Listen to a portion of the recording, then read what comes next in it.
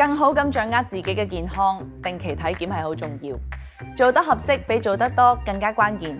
如果參加體檢計劃冇包含全面嘅醫生跟進或者解說，隨時浪費金錢，兼可能引起不必要嘅擔心同驚慌㗎。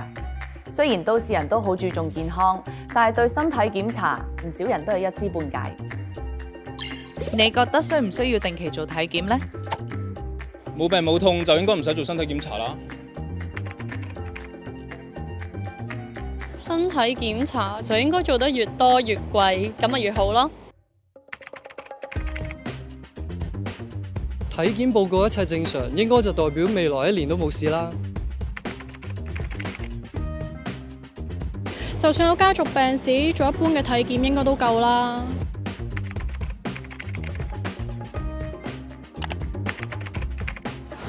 Danny 啊，我本身有公司醫保，但係都未必每一年去做身體檢查。其實呢個情況係咪好普遍嘅呢？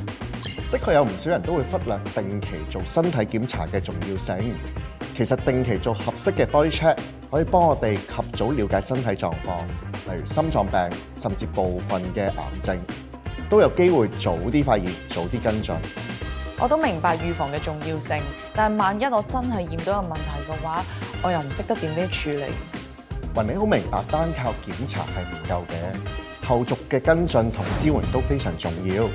所以我哋有健康支援團隊，為合資格嘅客戶提供持續嘅支援服務，例如解答健康同埋治療方面嘅疑問，甚至提供情緒支援。